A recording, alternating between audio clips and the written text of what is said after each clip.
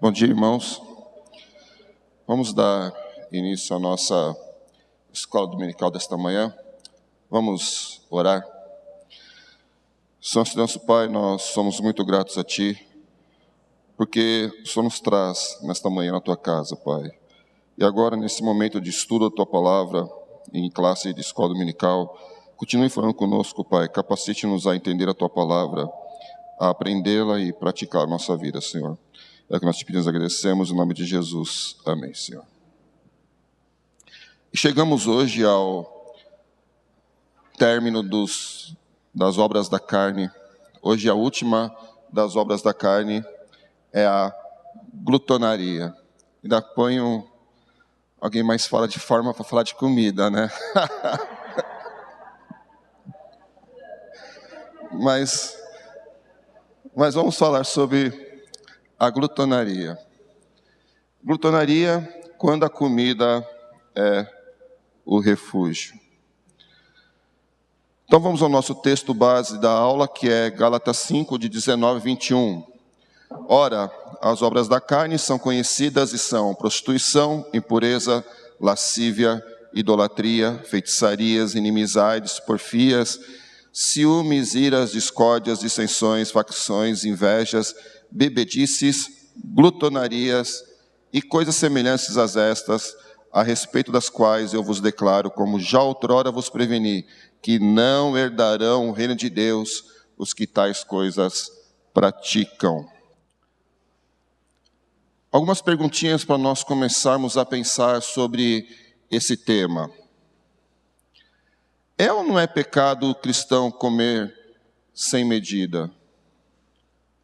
Se for pecado, qual é o pecado em questão?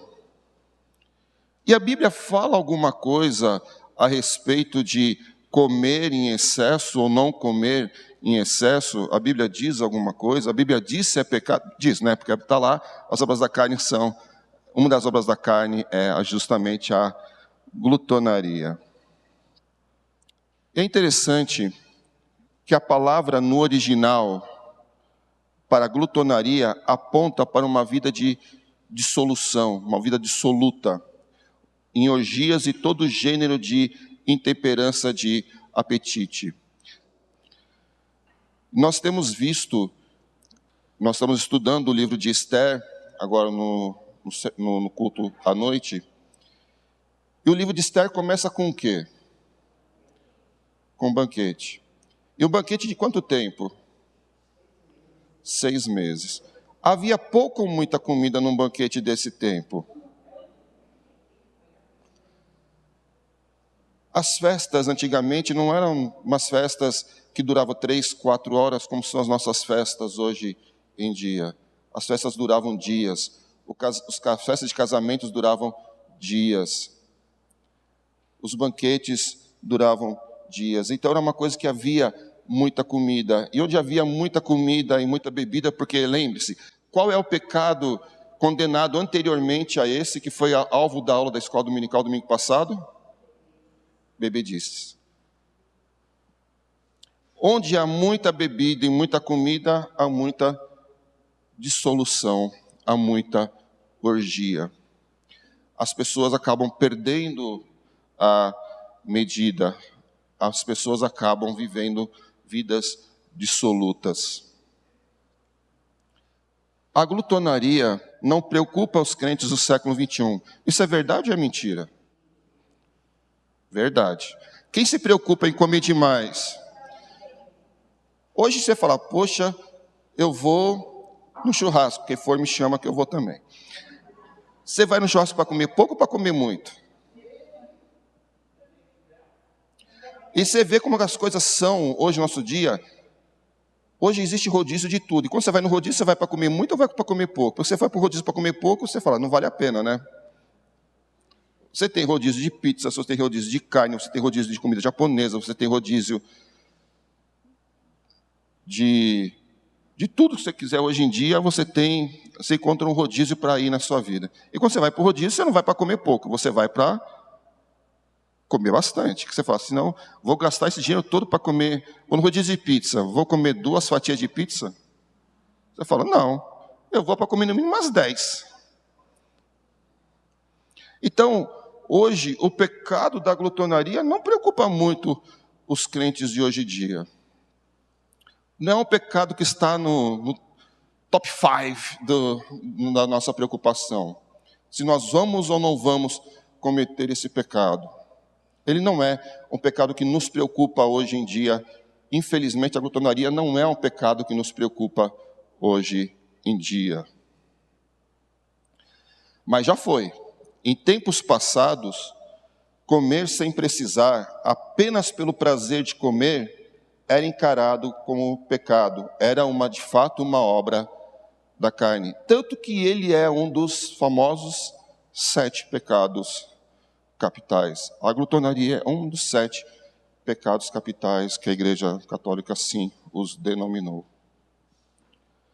Antigamente, glutonaria era um pecado que preocupava os cristãos. Hoje em dia, pouco nos preocupa, a gente pouco fala da glutonaria. Quando muito você come demais, fala, vou tomar um sal de fruta agora para dar uma aliviada. Até essa é a propaganda de um famoso sal de fruta aí na televisão. O cara brigando com a comida derrubando o cara toma um sal de fruta, aí detona a comida e está tudo certo. Então não é de fato uma coisa que nos preocupa muito hoje, a glutonaria. Mas é uma coisa que devia nos preocupar. Paulo chama os glutões de inimigos da cruz de Cristo, caminhando para a perdição, porque adoram o Deus do ventre. Vamos lá, na carta de Paulo aos Filipenses, capítulo 3. Carta de Paulo aos Filipenses, capítulo 3, versículos 18 e 19. Diz assim a palavra de Deus: pois muitos andam entre nós, dos quais repetidas vezes eu vos dizia, e agora vos digo, até chorando, que são inimigos da cruz de Cristo. O destino deles é a perdição, o Deus deles é o ventre, e a glória deles está na sua infâmia, visto que só se preocupam com as coisas terrenas. Então, Paulo chama os glutões de inimigos da cruz de Cristo, que caminham de fato para a perdição. A glutonaria, ela é o último, como eu falei, dos pecados nominados nas obras da carne. Não tanto por causa da indisciplina, da falta de cuidado com o corpo, uma vez que o glutão cava seu túmulo com os dentes, mas porque substitui a adoração. E é nesse aspecto que nós vamos caminhar hoje, no aspecto que nós muitas vezes substituímos a adoração a Deus pela adoração do nosso corpo, seja tanto pelo cuidado excessivo, como pelo descuidado com o nosso corpo. Cristo vai nos dar uma parábola mostrando o perigo dessa vida dissoluta. Nós encontramos lá em Lucas 16, 19, 31, a parábola do rico e Lázaro, que todos nós já conhecemos, que nós já lemos pelo menos uma vez na vida, que nós já escutamos sermões, estudos sobre essa parábola. O que acontece nessa parábola? Quem pode fazer um breve resumo para mim dessa parábola do rico e Lázaro? O que acontece nessa parábola? A parábola começa mostrando o rico esbanjando as suas riquezas, né, tendo comida de fartura, né, e o Lázaro querendo comer as migalhas que caíam, mas o rico não deixava. Né? Exatamente. O homem na parábola do rico e Lázaro foi designado para as chamas do inferno, não por ser corrupto ou criminoso. Você já parou para perceber isso? Aliás, na narrativa, Abraão faz recordar-se do passado apenas dizendo: recebestes os teus bens em vida. Versículo 25 nos diz isso. Concluímos então que ele foi condenado por sua vida de dissolução. Ele se banqueteava esplendidamente. Ele norteou a sua vida pelos prazeres de comer, beber e se vestir. mas nenhum valor ele dava a Deus. Comportou-se de acordo com os ditames da carne, sem se preocupar com o eterno. Ele vivia uma vida absoluta, ele tinha abastança, ele não se preocupava com Deus. E muitas vezes nós caminhamos também nesse perigo, quando nós confiamos muito naquilo que nós temos, na fartura que nós podemos ter, e deixamos de confiar em Deus. A Bíblia, será que nos diz alguma coisa sobre como nós devemos nos alimentar? O que a Bíblia tem a nos dizer sobre isso? Primeiro, o alimento não é para ser consumido em farras alimentares. Eclesiastes, abra comigo, por favor, em Eclesiastes, capítulo 10. Ai de ti, ó terra, cujo rei é criança e cujos príncipes se banqueteiam já de manhã. Ditosa tu, ó terra, cujo rei é filho de nobres e cujos príncipes se sentam à mesa a seu tempo para refazerem as forças e não para a bebedice. Então, Salomão, ele nos diz que, versículo 16, ai de ti, ó terra, cujo rei é criança e cujos príncipes se banqueteiam já de manhã. Então, o alimento não é para ser consumido em farras, de jeito desordenado. O alimento tem o seu lugar, que nós vamos ver qual é o lugar do alimento na nossa vida. A comida não deve nos controlar. Vamos lá, carta de Paulo aos Coríntios, primeira carta de Paulo aos Coríntios, capítulo 6, versículo 12. Todas as coisas me são lícitas, mas nem todas convêm.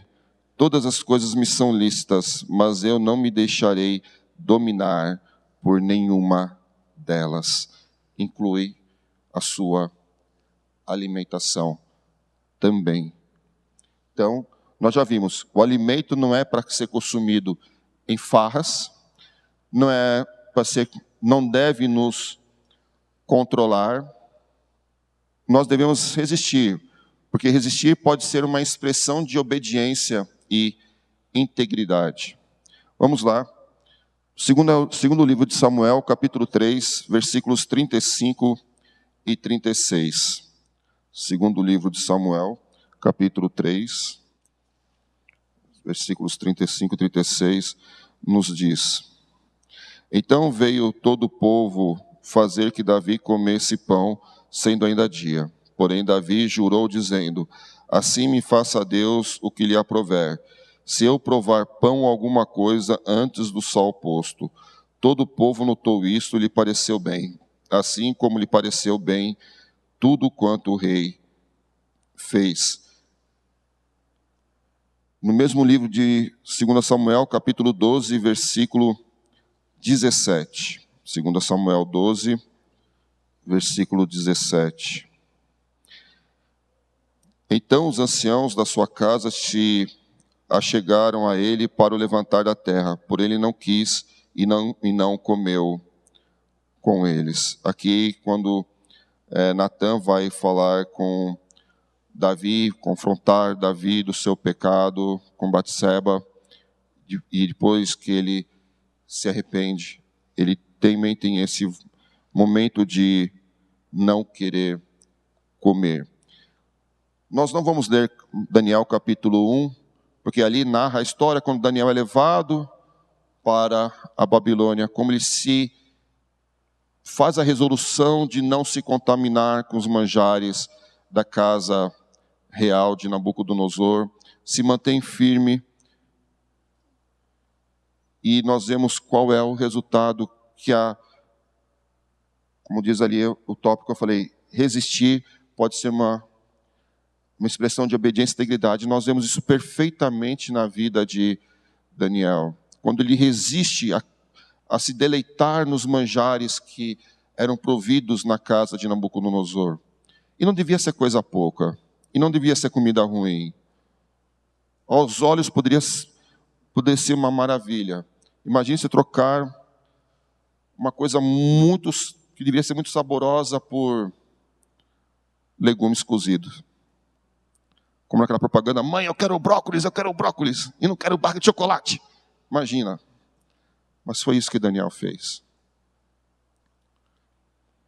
E nós vemos que resistir é uma expressão de obediência e integridade para com Deus. Se resistir é uma expressão de integridade e obediência, não resistir expressa o quê? Desobediência. O que está atrelado no primeiro pecado cometido na terra? Comida. O que Eva fez? Não era uma maçã, mas era um fruto. E o que Deus disse para Eva para Adão não fazer? Então, nós vemos que resistir a muita comilança, a comida a comer sem medida, é um ato de obediência e integridade. E que não resistir expressa o quê? Desobediência a Deus. O que mais que a Bíblia nos diz? A comida não tem precedência sobre o serviço de Deus. A comida não vem antes do serviço a Deus. Vamos lá. Evangelho de João, capítulo 4, versículo 34. João 4:34 nos diz: Disse-lhe Jesus: A minha comida consiste em fazer a vontade daquele que me enviou e a realizar a sua obra. E 1 Pedro, primeira epístola de Pedro, capítulo 4, versículos 1 a 5. 1 Pedro 4, de 1 a 5. Ora, tendo Cristo sofrido na carne, armai-vos também vós do mesmo pensamento, pois aquele que sofreu na carne deixou o pecado, para que, no tempo que vos resta na carne, já não vivais de acordo com as paixões dos homens, mas segundo a vontade de Deus. Porque basta o tempo decorrido para terdes executado a vontade dos gentios, tendo andado em dissoluções, concupiscências, borracheiras, orgias, bebedices e indetestáveis idolatrias. Por isso, difamando-vos estranho que não concorreis com eles ao mesmo excesso de devassidão, os quais hão de prestar contas àquele que é competente para julgar vivos e mortos.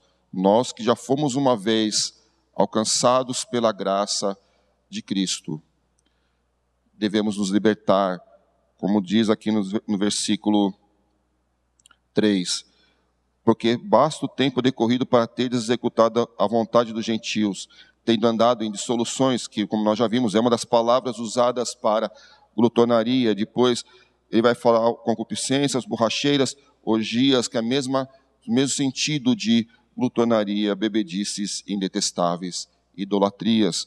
Nosso serviço a Deus vem antes da questão da comida. Então, se nós pomos a comida em primeiro lugar, antes do serviço a Deus, nós estamos pecando. A comida também não tem precedência sobre o amor aos outros. Epístola de Paulo aos Romanos, capítulo 14, versículo 21. É bom não comer carne, nem beber vinho, nem fazer qualquer outra coisa com que teu irmão venha a tropeçar, ou se ofender, ou se enfraquecer. Como nós vimos já na aula de domingo passado, a lei do amor diz: se eu comer alguma coisa, se ao comer alguma coisa que não em si mesmo não é pecado, mas se isso escandaliza o meu irmão, por amor ao meu irmão, eu vou deixar de fazer. Isso nós já vimos em relação à bebida no domingo passado. Isso vale também para a questão da comida. E a comida não tem precedência sobre a obediência a Deus. Obedecer a Deus vem antes da questão alimentar. Na mesma epístola de Paulo aos Romanos, no mesmo capítulo, agora o versículo 17. Romanos 14, versículo 17.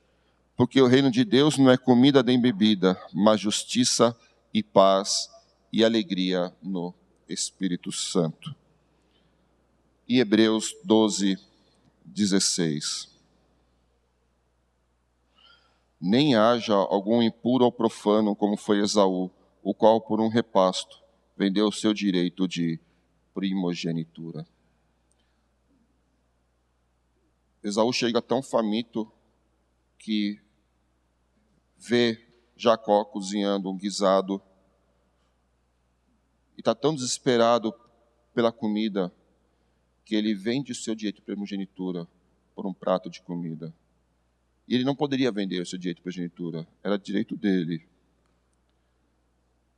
E ele desobedece para trocar por um prato de comida.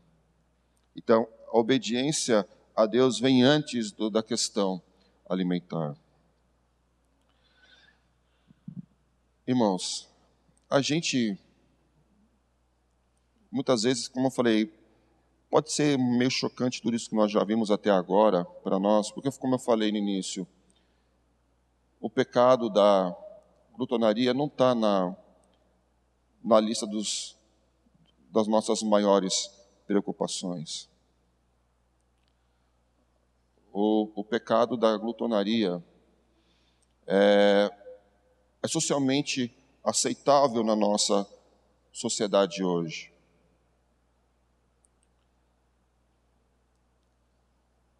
Comer um pouco demais não tem importância nenhuma. Salvo para aqueles que, pela questão de estética que nós vamos ver hoje, nós vamos ver daqui a pouco também, se abstém de comer, e aí você cai no outro pecado, que é a questão da vaidade.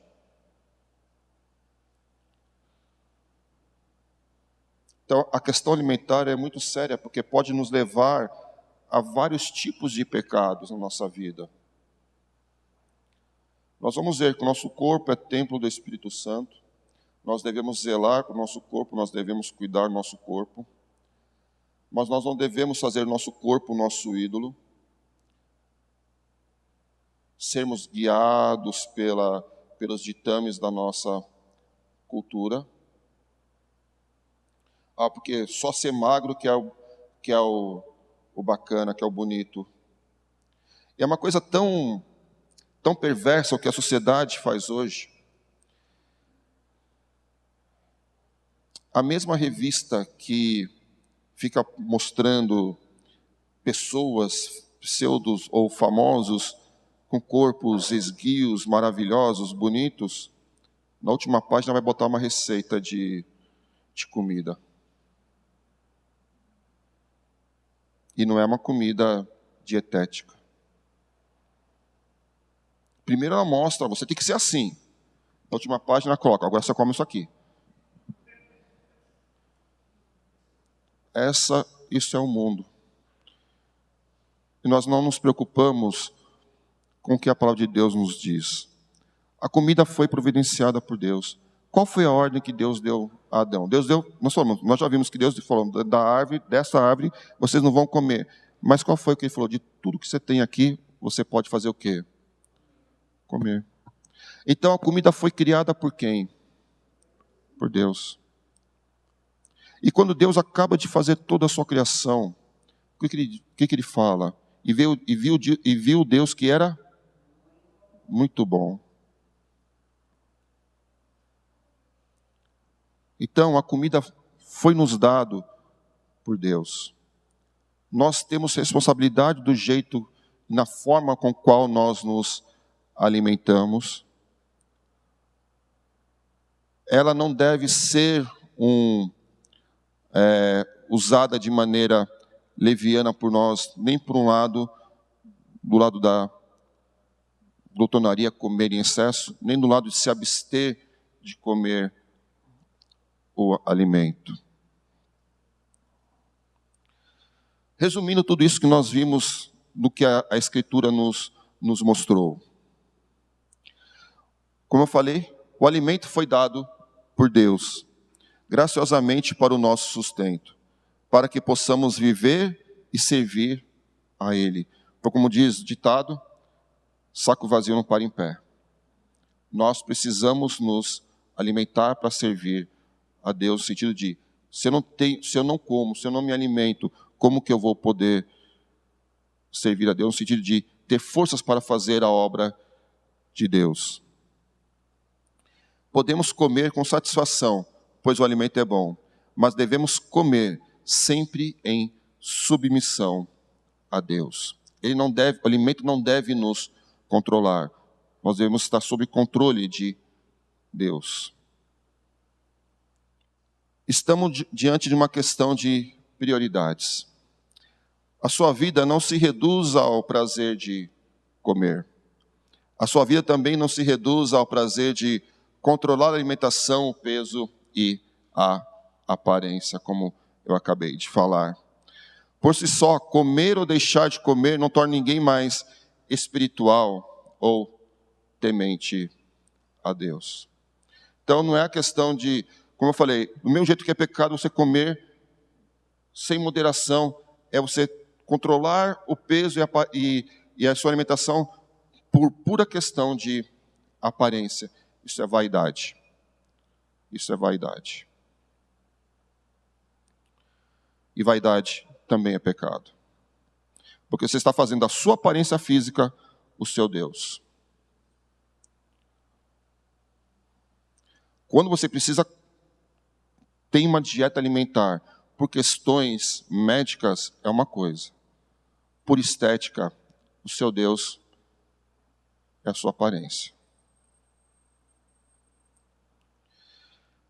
O propósito é definir os limites que lhe permite comer e viver, livre do temor à comida, mas em temor a Deus. Esse é o nosso alvo. Nos libertarmos do temor à comida e vivermos em temor a Deus. Então, nós já vimos o que a Bíblia nos fala sobre a comida. E agora nós vamos ver. Nós já vimos que se eu comer muito ou comer pouco, pode, em algum nível, é pecado. Então, qual é o pecado? O que está atrelado a essa questão de pecado? São os ídolos que nós fabricamos no nosso coração. Aí está a questão do pecado. E quais são? Nós vamos ter alguns aqui. O primeiro, mereço ter esse prazer. Quem nunca falou, mereço um pratão de macarronada bolonhesa? Que beleza, eu mereço esse pratão de macarronada bolonhesa. Eu mereço ter esse prazer. Qual que é o ídolo? Prazer pessoal. Você acredita que comer é a única fonte de prazer ao seu alcance. Ama mais esse prazer do que a Deus. Então esse é o primeiro dos ídolos. E qual vai ser o antídoto para esse ídolo? Vamos lá, Salmos 16, 11. Vocês vão se identificar com algum deles, com certeza. Ou com quase todos, talvez. Tu me farás ver os caminhos da vida, na tua presença a plenitude de alegria, na tua destra delícias perpetuamente. É você se deleitar. O antídoto para você tirar de você o prazer do ídolo, prazer pessoal, é se deleitar em quem? Em Deus. Aí está o antídoto para você. Esse é o primeiro, prazer pessoal. Qual outro ídolo que nós podemos ter nessa questão da alimentação? Tenho que ser perfeito para ser aceito. O ídolo da perfeição. Você acredita que pode ser perfeito seguindo uma dieta rígida e desconsidera a sua pecaminosidade. Sente-se um terrível fracasso por comer um chocolate. Joga tudo para o alto porque comeu alguns biscoitos, mas afoga-se no restante do pacote porque já chutei pau da barraca, então vou acabar de comer o resto do pacote de bolacha. Como eu falei, vaidade. Você tem que ser perfeito para ser aceito. E hoje, infelizmente, é o que a nossa sociedade prega. Ela pôs o estereótipo de pessoa e fala, você tem que ser isso. Para você ser bem quisto, bem aceito nos meios, você tem que ser assim. Se você não for assim, você está fora. Ninguém te quer. E é interessante, uma vez aconteceu comigo algo parecido dentro de uma igreja. Eu estava num trabalho de mocidade, numa outra igreja do nosso presbitério. E chegou um rapaz dessa determinada igreja, chegou para mim, virou e falou, eu ainda não conhecia a Dilma, não estava namorando a Dilma. Aí virou para mim e falou, você precisa emagrecer, senão você não vai arrumar ninguém, hein? Assim. Se eu fosse ser guiado pelo ídolo perfeição, eu não teria... Ou se a Dilma também fosse guiada pelo ídolo perfeição, estaríamos juntos. Mas eu escutei de um irmão na fé. Ídolo perfeição. Você tem um estereótipo, você precisa ser assim. Se você não for assim, você não é aceito, você está fora, você não serve. Qual que é o antídoto? Vamos lá. Filipenses, Epístola de Paulo aos Filipenses, capítulo 3, versículo 12. Filipenses 3, 12. Não que eu tenha já recebido ou tenha já obtido a perfeição, mas prossigo para conquistar aquilo para o que também foi conquistado por Cristo Jesus. E agora, capítulo 2, versículo 15. Para que vos torneis irrepreensíveis e sinceros, filhos de Deus, inculpáveis, no meio de uma geração pervertida e corrupta, na qual resplandeceis como luzeiros no mundo. A nossa perfeição não é aqui, não é agora. Nossa perfeição é com Cristo. Então, o antídoto para nós quebrarmos o ídolo perfeição é saber que nossa perfeição será no céu. Não vai ser aqui, não vai ser agora. Ídolo confiança, preciso me redimir. Você confia em você mesmo, né? Você acredita que pode operar a própria salvação. Quando peca, quer pagar com penitências, dietas severas, jejuns, vômitos. Você confia em você. Você não põe a sua confiança em Deus. Qual é o antídoto para você quebrar o ídolo confiança nas próprias obras? Vamos lá, Epístola de Paulo aos Efésios, capítulo 2, versículos 8 a 10. Porque pela graça sois salvos mediante a fé, isso não vem de vós, é dom de Deus, não de obras para que ninguém se glorie, pois somos feitura dele, criados em Cristo Jesus para as boas obras, a quais Deus de antemão preparou para que andássemos nelas. E Hebreus 13, 9, Epístola aos Hebreus, capítulo 13, versículo 9. Não vos deixeis envolver por doutrinas várias e estranhas, porque o que vale é estar o coração confirmado com graça e não com alimentos, pois nunca tiveram proveito os que com isto se preocuparam. A nossa confiança deve estar em Deus. A salvação é pela graça. Então nós não temos nada que possamos fazer para tentar obter o favor de Deus. Por isso, quando você for falar, vou fazer o jejum de chocolate. Não vou comer chocolate por uma semana, porque um mês é muito tempo, né? Não vou comer chocolate por uma semana. Fazer jejum de chocolate não serve. Não é isso que Deus quer.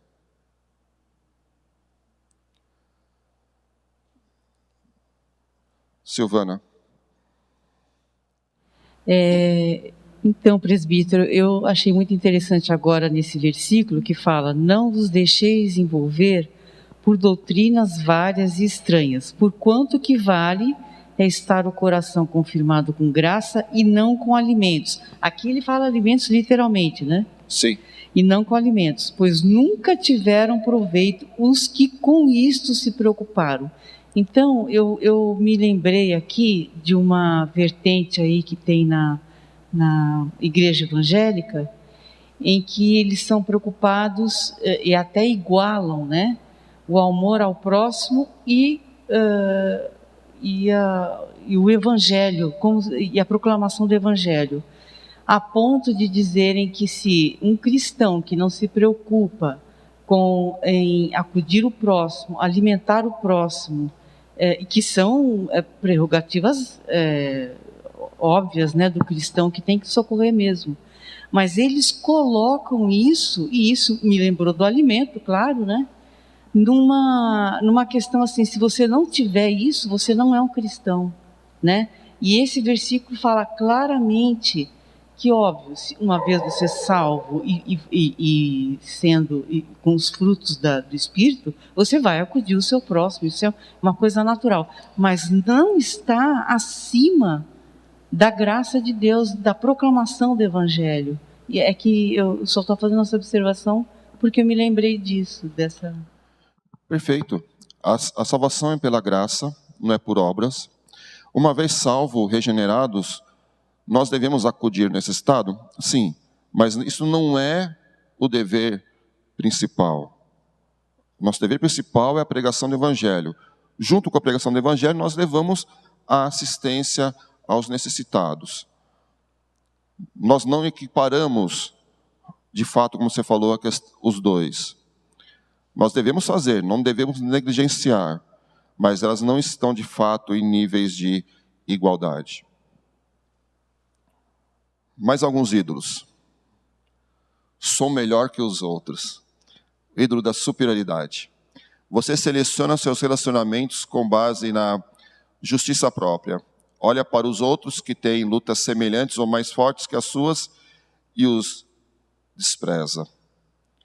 Então você fala, estou no nível muito mais alto que você, eu sou superior. Vamos lá, Filipenses 2, 1-4.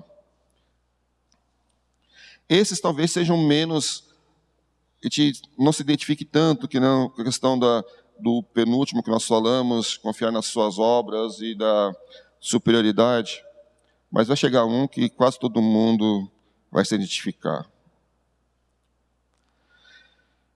Se há, pois, alguma exortação em Cristo, alguma consolação de amor, alguma comunhão do Espírito, se há entranhados afetos e misericórdias, completai a minha alegria, de modo que penseis a mesma coisa. Tenhais o mesmo amor, sejais unidos de alma, tendo o mesmo sentimento. Não façais por partidarismos ou vanglória, mas por humildade, considerando cada um os outros superiores a si mesmos. Não tenha cada um em vista o que é propriamente seu, senão também cada qual o que é dos outros. Qual é o antídoto? Para você não cair no canto do ídolo da superioridade, considerar os outros superiores a você. O que mais que nós temos de ídolos? Preciso ser magro para ser aceito. O ídolo, aprovação de outros. Foi o que eu falei. Se esse fosse o meu ídolo, com certeza eu ia falar, de fato, preciso dar uma emagrecida, senão não vou arrumar ninguém. Você acredita nas mentiras da nossa cultura, de que o corpo perfeito assegura sucesso, um casamento, felicidade. Você quer parecer bem aos olhos dos outros. Qual é o antídoto? Gálatas, capítulo 1, versículo 10. Porventura procuro eu agora o favor dos homens ou de Deus? Ou procuro agradar a homens? Se agradasse ainda a homens, não seria servo de Cristo. Então, eu não tenho que procurar a aprovação de homens, eu tenho que procurar a aprovação de Deus.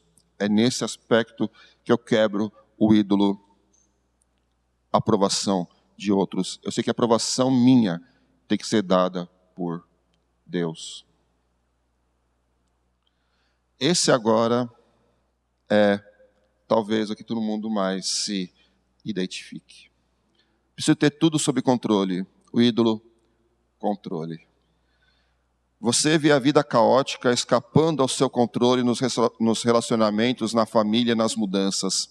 As coisas acontecem diferente do que você planejou. Você não sabe lidar com a frustração, a ira ou a ansiedade, a não ser pela comida.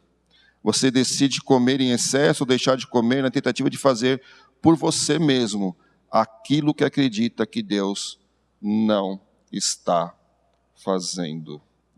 Esse, acredito que para quem tem problema com alimentação, seja o ídolo que te controla. Justamente o ídolo do controle.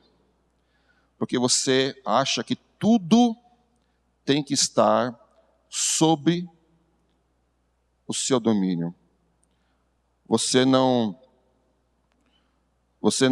esquece do seu Deus, você esquece que é Deus que governa a sua vida. Você quer ser autônomo, você quer gerenciar a sua vida. E quando você não consegue gerenciar a sua vida, você se frustra, você se ira, você começa a ficar ansioso, e a primeira coisa para muitos é ir atacar a geladeira. Nossa confiança deve estar em Deus. Qual que é o antídoto para isso? Confie na provisão e soberania de Deus. Pratique um controle pela boa mordomia do seu corpo e cuidado com a sua mente. Mateus 6:25. Por isso vos digo, não andeis ansiosos pela vossa vida, quanto ao que haveis de comer ou beber, nem pelo vosso corpo, quanto mais ao que haveis de vestir. Não é a vida mais do que o alimento e o corpo mais do que as vestes?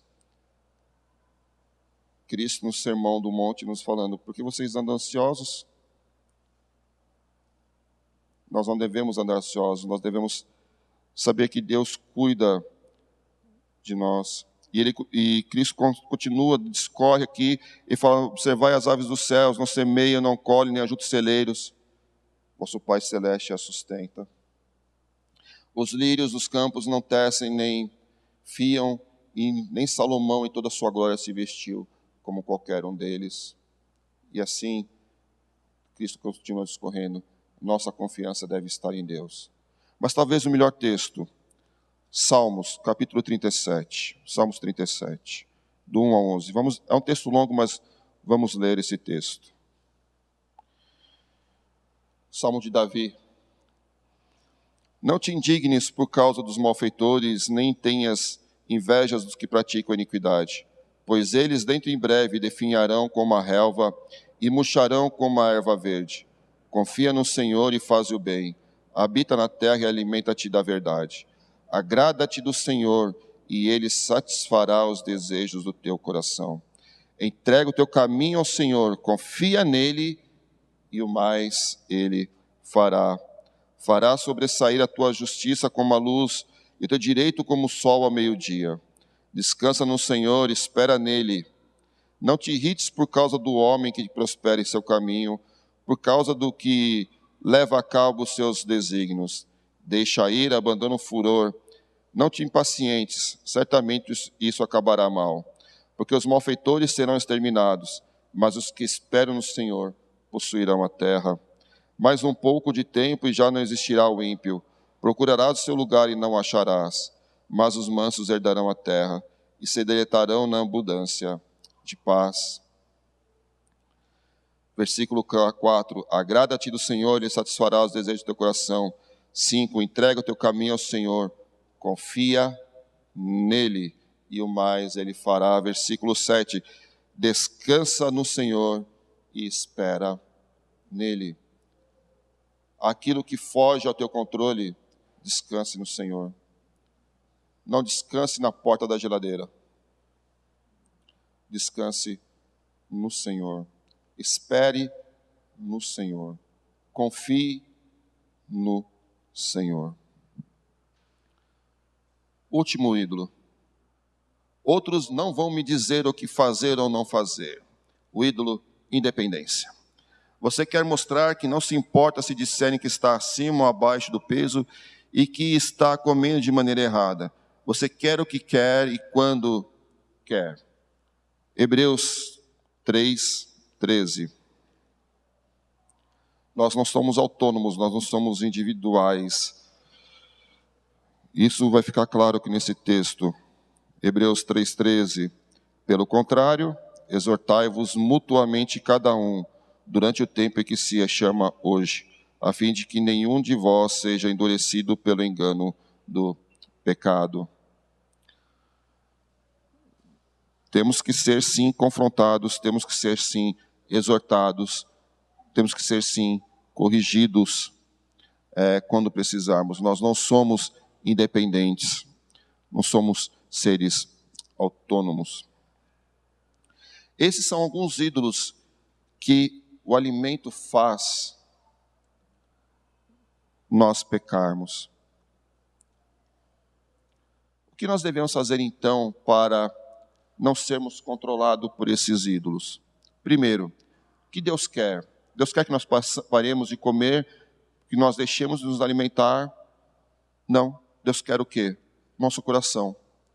E como fruto de um coração entregue a Ele, os seus hábitos alimentares serão agradáveis diante de Deus. Então Deus quer o nosso coração. E como um coração que se entrega a Ele, nós vamos ter cuidado com os nossos hábitos alimentares. Como eu falei, não vamos exceder pelo excesso e nem pela restrição de alimentação. Compulsão é um termo usado com frequência quando o assunto é comida ou aparência física. A Bíblia não usa essa palavra para se referir a hábitos. Isso são hábitos.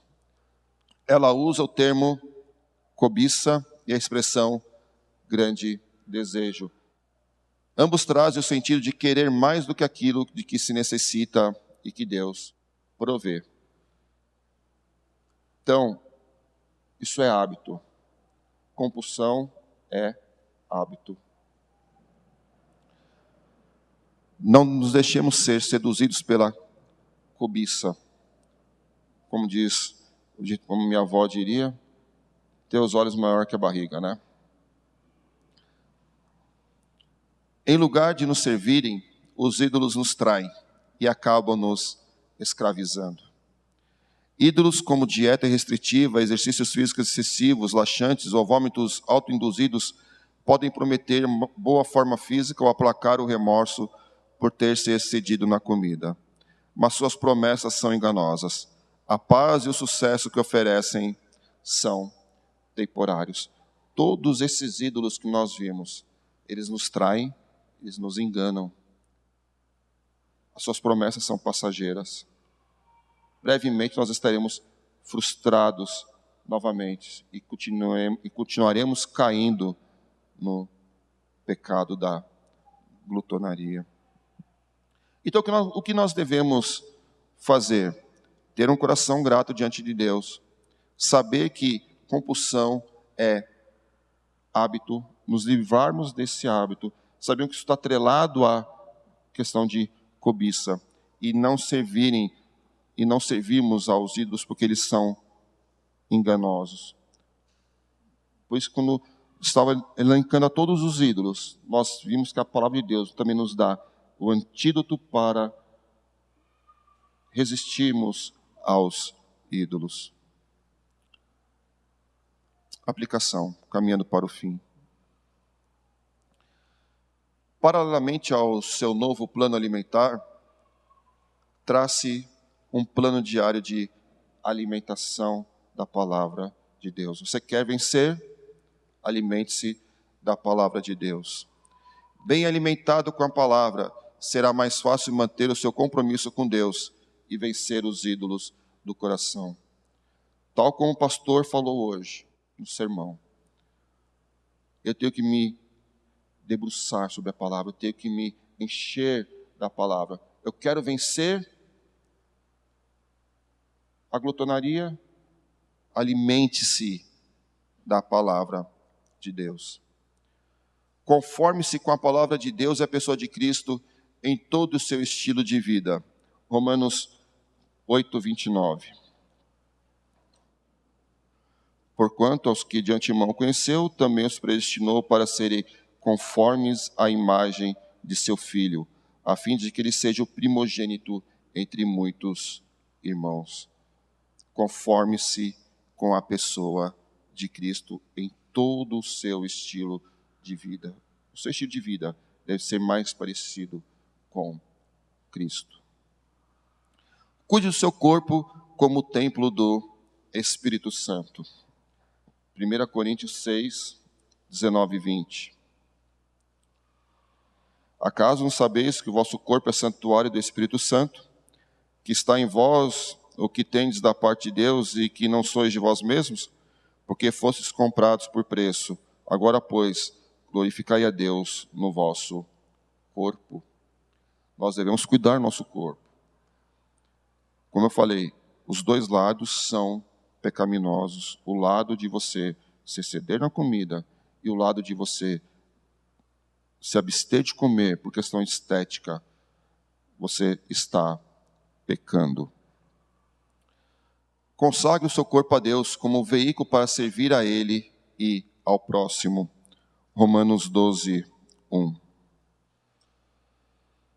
Rogo-vos, pois, irmãos, pela misericórdia de Deus, que apresenteis o vosso corpo sacrifício vivo, santo e agradável a Deus, que é o vosso culto racional. Dedique, consagre o seu corpo a Deus como veículo para servi-lo e para servir ao seu próximo. Para terminar, 1 Coríntios 10, 31. Portanto, quer comais, quer bebais, ou façais outra coisa qualquer, fazei tudo para a glória de Deus. Nós vamos comer, fazer para a glória de Deus. Nós vamos beber, fazer para a glória de Deus. Ou qualquer outra coisa que for fazer, faça para a glória de Deus. Essa deve ser a nossa diretriz, deve ser nosso alvo. Fazer tudo para a glória de Deus. Alguém tem alguma participação, algum comentário? Patrícia? Presbítero Eduardo, você disse que nós devemos cuidar do nosso corpo, e é óbvio que sim. Você sabe que todos nós necessitamos dos carboidratos, das proteínas e das gorduras, né? Para nos mantermos vivos. Porém, quando nós consumimos os carboidratos refinados em excesso, aí que mora o perigo, porque são eles que levam às doenças, são eles que levam à obesidade, e eu acho que nós temos que ter esse controle e esse discernimento. As pessoas precisam saber disso. Então, eu acho assim, não devemos comer em excesso, nada em excesso, tudo em excesso faz mal. Mas nós temos a obrigação de escolhermos melhores os nossos alimentos, principalmente os carboidratos, que eles que são os grandes vilões, né? Eu acho importante as pessoas saberem disso, porque eles que provocam o diabetes tipo 2, hipertensão, alguns tipos de câncer, a obesidade em si, né? Então, eu acho que isso é muito importante. Nós temos que saber escolher e nos alimentarmos bem sempre. Sim, como eu falei, a questão, eu não estou criticando Nós vimos no início da aula qual foi a atitude de Daniel. Daniel se absteve da comida dos manjares de Nabucodonosor. Ele optou pelo quê?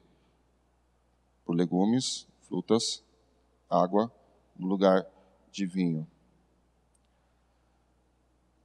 Quando eu falo que de dietas restritivas é questão puramente estética. Quando eu digo questão de alimentação restritiva, eu digo no sentido de você cultuar o seu corpo, cultuar a sua beleza física, cultuar a sua imagem que você vê no espelho como algo mais importante.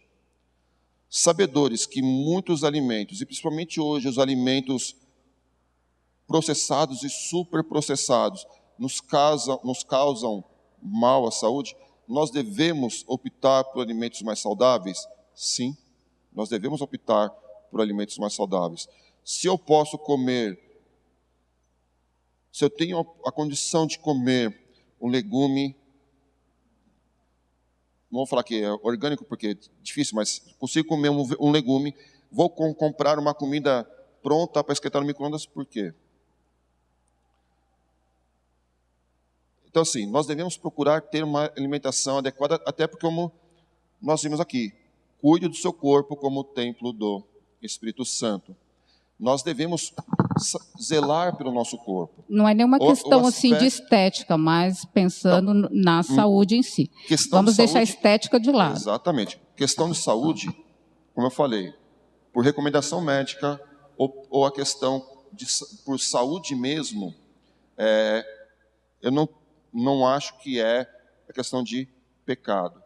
Quando eu falo a questão de pecado, é você fazer do seu corpo o seu ídolo. Eu só vou estar bem se eu estiver magra. Eu só vou estar bem se eu tiver igual a fulano de tal. Porque esse é o que a nossa sociedade prega hoje. Sabendo que alguns determinados alimentos podem nos causar mal, nós devemos abdicar desse alimento? Sim. Despencou, foi tudo agora. Só uma complementação com relação a essa questão alimentar.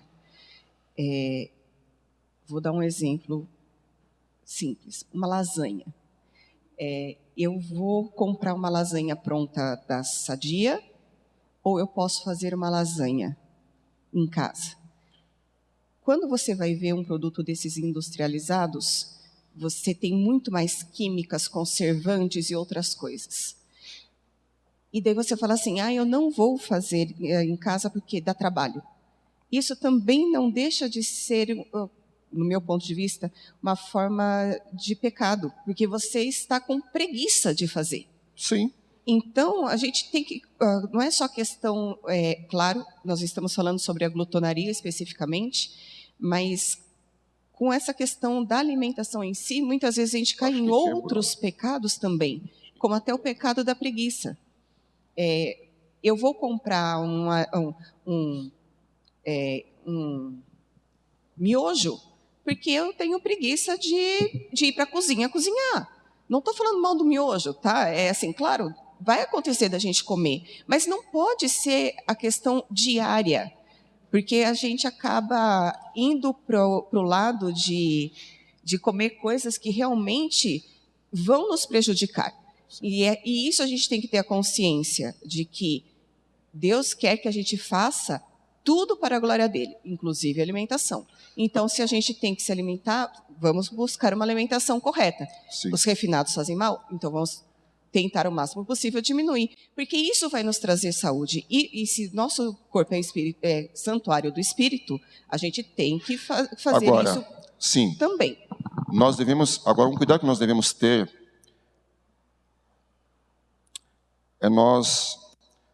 tudo aquilo, como o versículo 1 Coríntios 10, 31 diz claramente o nosso ponto. Nós devemos fazer tudo para a glória de Deus.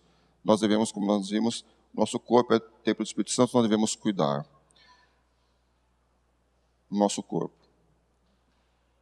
Quando eu falei da questão de dietas restritivas, pela questão do ídolo, aparência física, ser o meu Deus, ser guiado por isso. Quando há questões de saúde envolvidas na alimentação, óbvio que nós vamos seguir. Óbvio que nós devemos nos alimentar da melhor maneira que nós consigamos nos alimentar. Agora, um outro lado que também a gente peca é quando nós temos uma preocupação tão grande com a nossa saúde que nós esquecemos que Deus é que cuida de nós. porque é Deus que nos dá a saúde. Detalhe, eu não estou falando que nós não devemos procurar ter uma alimentação, mas nós não devemos fazer da saúde também o nosso Deus.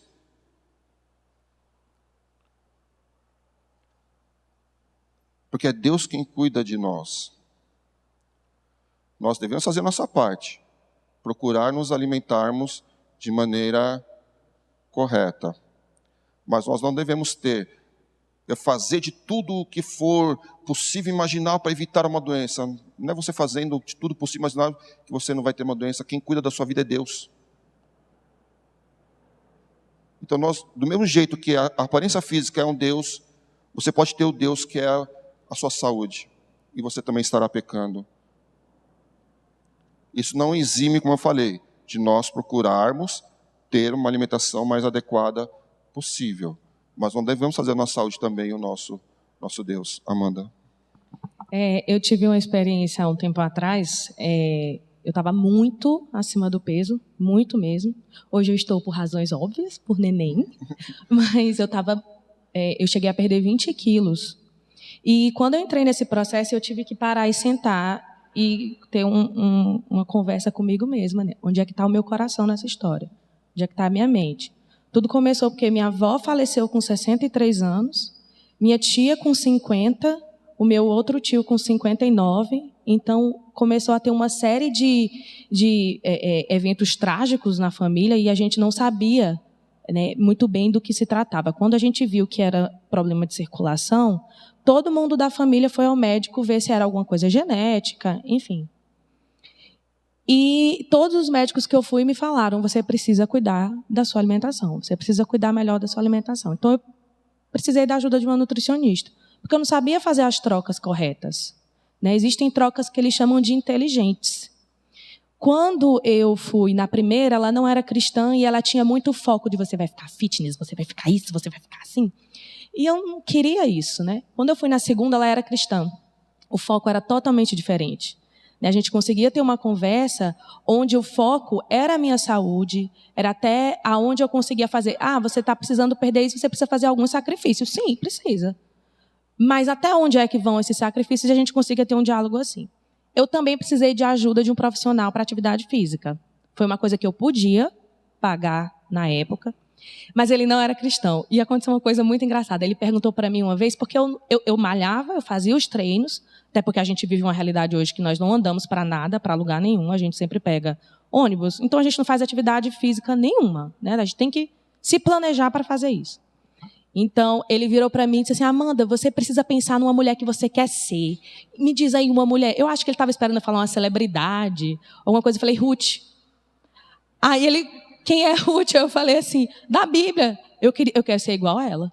E ele não entendia. Eu falava para ele, eu não preciso estar como fulana, cicrana, beltrana, para saber quem eu sou, para saber. Mas eu preciso ter minha mente no lugar, eu preciso cuidar bem da minha saúde, até para eu não quebrar o mandamento também. Eu preciso me planejar até para um futuro. Meu pai tem diabetes, tem hipertensão, tem, enfim, vários outros tipos de doença. Meus tios também, então eu sei que isso é genético, eu posso me cuidar desde agora, para não ter uma velhice em que eu tenha transtornos de saúde e outras coisas que possam me prejudicar muito mais e me debilitar, numa fase que a gente já fica mesmo debilitado, né?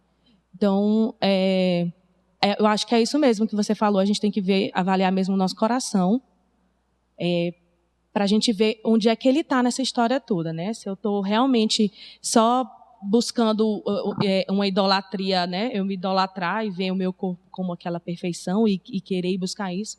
Porque a alimentação saudável e a educação e a atividade física, elas não são consequências de um corpo que realmente vai ficar bonito. Não tem como fugir disso. Mas é esse o meu foco? É esse meu objetivo, né? A gente tem que ter isso em mente mesmo.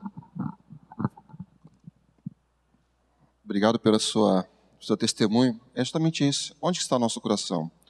E só para não falar que eu não falei da questão da saúde, detalhe.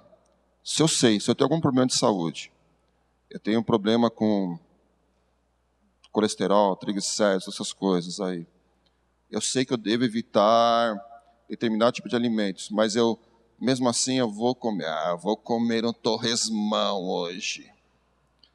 Eu estou tentando a Deus. Eu sei que eu devo evitar esse alimento. Ah, mas é Deus que cuida de mim, então eu vou comer. Não, você está tentando a Deus. Você também está pecando, porque você sabe que por um motivo de saúde você deve evitar determinado alimento e você não evita. Você está tentando a Deus. É pecado também. São coisas sutis. Como a Amanda falou, onde está nosso coração? Para que eu preciso? Eu preciso de fato ser como determinado fulano de tal? Não. Eu preciso ter saúde. Como nós já vimos. Último ponto. Se eu quero me consagrar a Deus, no sentido de ser um veículo usado por Ele, na pregação, na transmissão da sua palavra, eu preciso estar em pé. Eu preciso ter saúde. Eu preciso cuidar do meu organismo. Mas tudo que passa, excede, é pecado. Por um lado ou para o outro. E, infelizmente, nós temos muitos ídolos. E muitas vezes nós somos dominados por esses ídolos, ainda que subconsciente, pela nossa cultura hoje em dia. Nos livremos desses ídolos. Vivamos, como diz 1 Coríntios 10:31, façamos tudo para a glória de Deus. Mais alguma participação, algum comentário? Fala, Denise.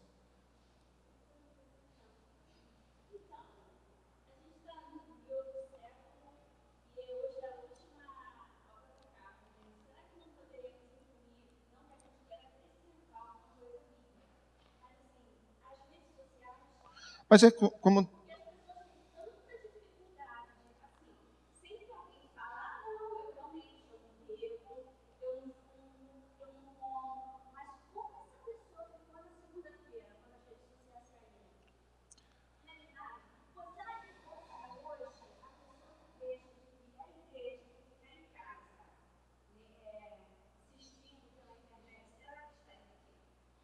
Então, aí nós vamos para o versículo 1 Coríntios 10:31. Ou façais qualquer outra coisa, fazei tudo para a glória de Deus. Hoje, de fato, hoje nós temos muitas pessoas com a compulsão, como nós vimos também, né?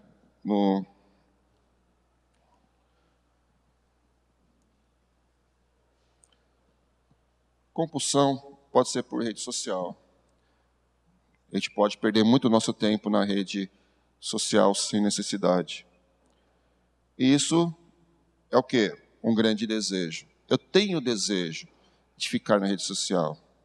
Isso é desejo, isso é coisa do seu coração. Isso também é um ídolo do seu coração.